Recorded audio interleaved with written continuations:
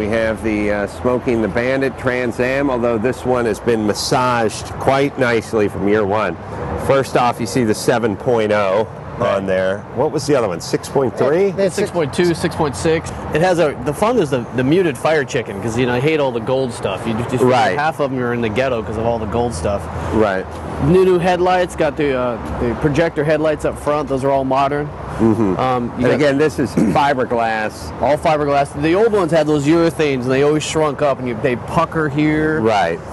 Right. And then they redid the whole front, so these are intakes that go to the air ducts. They're actually duct back to the brakes. Yeah, you can see the brake tubes. Brake tubes. The duct work from the rims are a tasteful reimagination of the existing, which I'm guessing were 15s back in the day. Small little 15 like forged snowflakes, and these are two-piece billet aluminum. And they, I gotta say something about those guys is that they tooled up every one of these parts.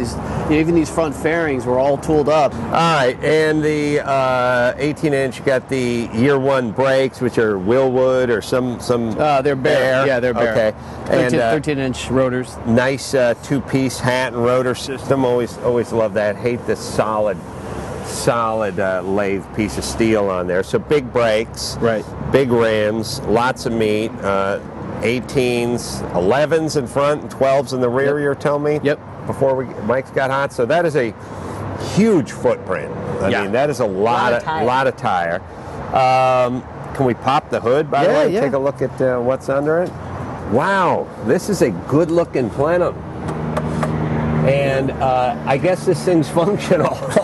Well, that's, the guys who build cars, the first thing they do is they take it out on power tour. They want to go run it 1,000 miles. So, versus a lot of designers who just want to build little showpieces, they want to run the crap out of these cars. Right. So it's it's definitely the right thing. Well, it's nice. It looks like there's way more room than the old Pontiac Iron that would be normally under. Yeah, the big gigantic 400 that goes in. Yeah, it made 70 horsepower. I have 4 cars from year one, and they're all packaged amazing. Rack and pinion steering underneath, so I got rid of the old big GM gearbox. Custom headers. Yeah, nice big sway bars. Beautiful looking headers and beautiful sounding headers, as we'll hear in a moment. The whole front subframe looks like it's been done up with suspension with no compliance, like nice stuff. Yeah, the coilover. They have coilovers and tubular front A-arms. So looks and cooks, as they like to say. Interior is, again, true to the old form, Simple. but it just cleaned up a lot of the stuff that was One thing I gotta say is unnecessary. missing. It probably would be enhancement. Exhaust pipe speaker covers. Yeah, you need those. Very, very nicely done roll cage, integrated roll cage, just sort of tucked, at least roll bar.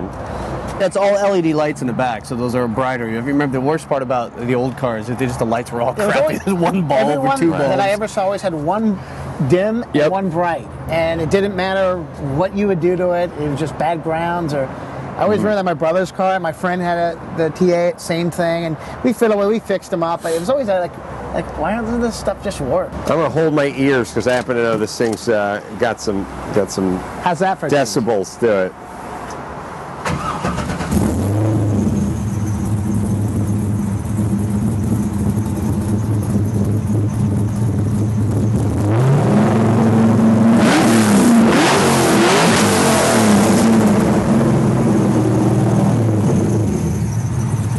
How was that? Nice.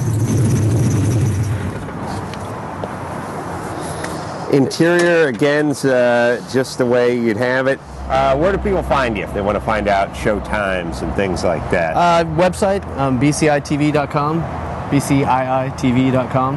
But mostly just, check out Speed or Discovery. I don't know. I have 7 shows. If you're watching Speed, you're probably watching one of your shows. Yeah, the good ones are mine.